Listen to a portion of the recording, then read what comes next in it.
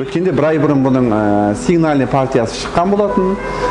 Сапасы жақсы екенін көңіл бөліп, әткенде өткен жолы біз кердік, көрдіңіз, біздің көзімізше құйып жатыр, біздің көзімізше қаптап жатыр, олар әрбір нәрсе үшін жауап береді. Біраз уақытқа созылып кетті, шын айтқан кезде менде бір ашулану жағдайына жеттім. Неге? Өйткені бұндай мәселелерді біз Қытайда 2 айдың ішінде жасай салғанбыз. Бұлар әрбір нәрсенің өзінің уақыты бар, одан бұрын ешкім жасамайды. Біреуге барып келісу мүмкін емес. Әр нәрсеге жауап беретін мамандары бар. Әр маманның ойы біреусіз біреуі бітпейді. Өйткені бұл жақтың системасы соған қалыптасқан. Мына кісі бітіреді, сосын барып мына кісі алады, сосын қатар істей бересіз деген әңгіме жоқ. Неге? Өйткені мемлекет бүкіл процесті қадағаламайды. Ең соңғы адамды ғана қадағалайды, тексереді.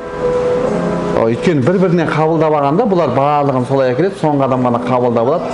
Соған үшін, мысалы біздің тексеруші органымызда, косметиканы жасайтын заводты бір қадағалайды, анасы жасайтынды қадағалайды, барлығына сонда бізде мемлекет қызметкер көп. Бұда айналып келгенде соңғы нәрсені ғана қадағалайды. Бізде 5 адам жұмыс жасаса, бұл жерде 1 адам жұмыс жасайды. Соңғы адамды ғана қадағалайды. Басқа бәрін қадағалаудың қажеті жоқ та. Сонда қадағалаушы органда да бұл жерде өте жаңағындай сенің ақшаңа, туысқаныңа қарамайды. Барсың ба, дұрыс па берді. Сол үшін де бұлар сапаны жоғалтпай отыр. Сапа жоғалтпағаннан кейін оған бәрі шанс болады сапалы нәрсеге. Сол мәселеде енді мен өзім әрине қуаныштымын. Осындай сапалы жерде сапалы өнім шығарғанымызға да. Және болашақта және сенімдімін. Осы бие сүті әлемдік трендқа айналатынына да. Қазір де өзіңіз көріп жатсыз, бие сүтін біз азғана бір мөлшерде өзіміз жасап, Қазақстанға әкетеміз деп жатырмыз. Бұл жақта сұрап жатыр да, бізге де қалдырсаңдар, немесе болашақта сіз бізге жеке әкелсеңіз, наны өзіңіз сатсаңыз да, мына марканы бұл жаққа бір банка жасайық деген сияқты да. Әрине біз бұл ойлардың барлығын қарастырамыз. Оның сыртында мен жаңағы айналдырған 5 косметикаға шектелінген жоқым. Осы жылдың аяғына дейін біз бұны 10-15-ке жеткізсек, жақын жылдарда 50-60-қа жеткіземіз деген түріміз бар. Ол адамдар күнделікті тұтынатын тіс пастасы да бар. Әңгімен арасында айта кетейін, тіс пастасын біздің өзіміздің арқада өсетін арша деген мықты шөп бар. Соның сығындысын жасап, алдыңғы жылы біз тексеріп көргенбіз. Сол аршадан, өйткені аршаның бойындағы май адамның тіс қуысына, аузына, тісінің дамуына өте пайдалы.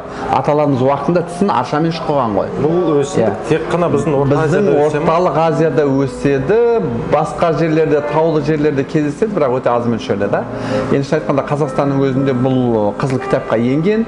Біз енді бұл аршаны кесіп, сындыру емес, басқаларға өсіп көбейттіріп отырып, белгілі бір кезеңде майын алып аламыз да. Сол майдан жасаймыз. Сондықтан оны біз көбейтпесек, ол азаймайды. Шын айтқан кезде қандай да бір зат шығару үшін технологиясы болу керек. Енді біздің кішкене көзіміздің ашық болғаны, Европада оқығаннан кейін технологияның не екенін білдік. Ол мәселені өзіңіз де білесіз, мен 20 жылдай болды, немістен келгеннен кейін де осы қымызды шығарам деп көп жанталастым. Бірақ та қандай да бір үлкен жаңа дүниені шығару үшін бұл мемлекеттік деңгейде көмек болмаса, қомақты қаржы болмаса, іске асу қиын. Неге? Бұл бие сүті денсаулыққа пайдалы деп айтқанның өзі үшін қаншама тексеруден өту керек. Осы нәрсеге мен қазір жете алмай жатыр. Неге? Біріншіден бізде мамандар жоқ. Біздің денсаулық саласындағы енді ағаларымыз білмеймін қандай жаңалық ашып жатыр, немесе қандай дәрі жасап жатыр да. Бірақ бие сүтінің денсаулыққа пайдалы екен бұған дейін ашылып кетсе де, біздің Қазақстан білсе де, бірде-бір ғалым жоқ соны көтерген. Менің мамандығым дәрігер емес, менің мамандығым экономист. Бірақ та мен өзіме керек нәрселер жасадым. Ол недегі бие сүтін сақтау қымыз күйінде шығардым, одан кейін порошокқа айналдырып, сол порошокты осы жақтарға алып келдік. Осыдан мысалы өнім жасап жатырмыз. Қазір біз бұл жерде 10-15 түрлі жалғыз мысалы косметиканы тексеруі бір бөлек. Енді екінші ауыр кезең бұл тіс пастасын шығару. Өйткені себебі адамның аузына келетін нәрсе де. Бұның талабы косметикадан жоғарырақ. Одан кейінгі барып мына витаминдерге қосу мәселесі де, ол одан да жоғары да. Одан кейін барып оны дәрі ретінде көрсету, ол ең жоғарғы мөлшері. Бұл үлкен ғылымды талап ететін нәрсе. Сол үшін де мен қазір осы жақта ғылыми зерттеу институтымен келісіп жұмыстар жасап жатырмыз. Сол нәтижеге шыққанша тоқтамаймыз. Бәлкім мен осы косметиканы шығаруға бүйтіп қарап отырсам 20 жыл уақыт кеткен екен. Ал ары қарай 20 жыл кетсе де мен өкінбеймін. Әйтеуір бір нәрсені жасап кеттім деп айта аламын. Иә, Қазақстанда жаңағы Шарманов атамыз осы биесінің шоколадын да жасады, мороженыйын да жасады ғой. Оның барлығын мен осыдан бір 5-6 жыл бұрын айтқан болатынмын. Бізде технология, енді сол кезде сұрақ болды журналисттен. Айтуған аға, осы қымыз шығарып жатсыз.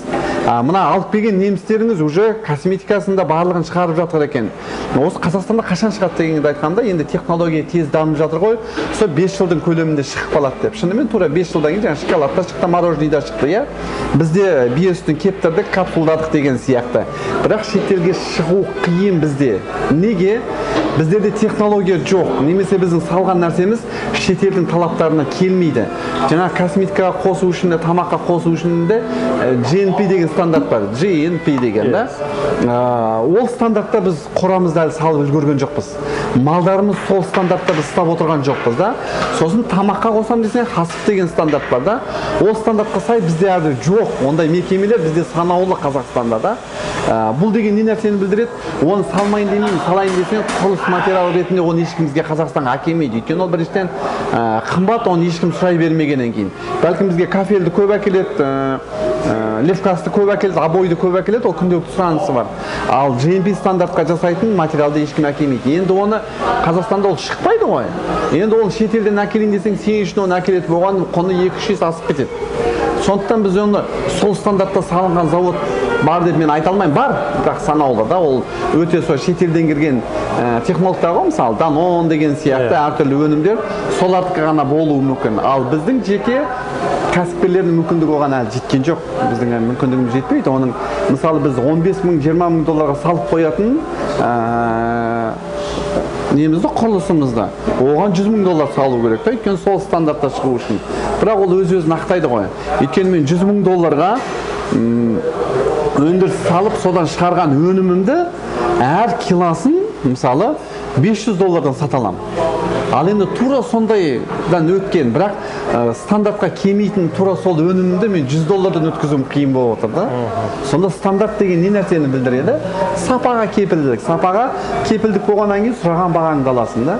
Соған байланысты енді міне біз биосүтін осында әкелдік. Әкелудің де өзі жолы болды. Көп адамдар сыртқа шығара алмай жүр негізінен. Біз енді жолын таптық. Жолы бар. Ешқандай заңға қайшы емес. Өйткені мен осы жаққа әкелем, өндірісте жасаймын, қайтадан алып кетемін. Әзірше Кореяның ішіне сатуға құқығым жоқ. Сол үшін екі мекеме бір-бірімізбен келісіп жасадық. Қазақстаннан мен алып келем, осы жақта ол фиксировать етіледі, қанша килограмм әкелдім, қанша өнім шығарам, тех условияда жазып тұр. Мен мысалы қазір 6 тонна косметика шығардым деймін, 6 тонна косметикаға 600 килограмм биосүтін кіргіздім. Рұқсат бар. Одан артық кем кіргізуге болмайды. И мен 6 тонна нәрсемді фиксировать етіп алып шығып кетемін. Болды. Менің маркамдағы жасалынған бірде-бір косметика Кореяның ішінде сатылмайды. Өйткені оған рұқсат жоқ. Мен тек әкеліп, осының технологиясын өңдеп, қайтадан алып кетуге да. Ал енді мен биесін осы жаққа сатам десем, кіргізе алмаймын шекарадан. Неге? Өйткені оның менен бүкіл стандартын сұрайды. Сен жылқың қандай жағдайда жазылып тұр, жайылып тұр, ол қандай жағдайда сауылып жатыр, сен қандай заводта өңдедің, не технология өңдедің, солардың барлығын қағазын жинаймын дегенше біздікілер қартайып кетеді да. Оған адамның барғысы келмейді. Әрине табандылық деген нәрсе бар да. Аллах бізде сол сабырды күтеді. Әйтпесе мен де осы жұмысты бастағанда Германиядан келе салып ойладым, бір 2-3 жылдың ішінде мен осы косметиканы шығарып жіберемін деп та. Бірақ болмады. Әртүрлі тосқауыл болды, қаражат болмады деген сияқты да. Бірақ міне өстіп осындай жағдайға келдік. Енді бұдан кейін біз кетеміз деген ойдамыз. Сіздер кешелі бері көріп жатсыз кісілердің барлығы да. Сен қаншалықты бір нәрсені дұрыс білесің, ғылыми түрде оларға айта аласың, адамдар сені ғалым ретінде қабылдайды. Және көріп отырсыз, бұл жақта ғалымдарға берілетін баға өте жоғары. Неге? Екінің бірі ғалым бола алмайды. Оған өте үлкен табандылық керек. Сол үшін мысалы осы жақтағы өте керемет атақты ғалым ғой. Алла бұйырса осы келесі айдың басында бізге Қазақстанға келейін деп жатыр. Бағана менеджерге сөйлесіп кетті ғой. Ол адамды мысалы шетелдер бәленбай миллионға, мысалы ол кісінің жаңалық жасаған суы, соның технологиясын сатып алу үшін $1 миллиард дейін ақша берген. жоқ. Неге? Менің өзімнің ойымда арманым басқа жоқ деп. Ал енді біз екеуміздің ойымыз бір жерде түйісті. Сол нәрседе жай ғана мен ол кісіні Қазақстанға шақырғам, бірақ та осыдан бір ай бұрын ол кісі сол нәрсені қабылдаған, өйткені ол кісі де ғалым адам, енді біз де өзімізді ғалым санап жүрміз ғой. Сонда бір жердегі біз нәрсеміз түйсігіміз келісті да. Енді Алла нәсіп етіп осы жолы келіп ол кісі жақсы, мен жаңалығымды осы жақта ары қарай жасаймыз десем, біздің Қазақстанда өте үлкен шаруалар болашақта іске асады. Бұл бірінші адам денсаулығына пайдалы нәрсе, екінші Қазақстанда сондай адам денсаулығына пайдалы нәрсе шығатын болса, дүниеге шығып кету мүмкіндіктері өте жоғары.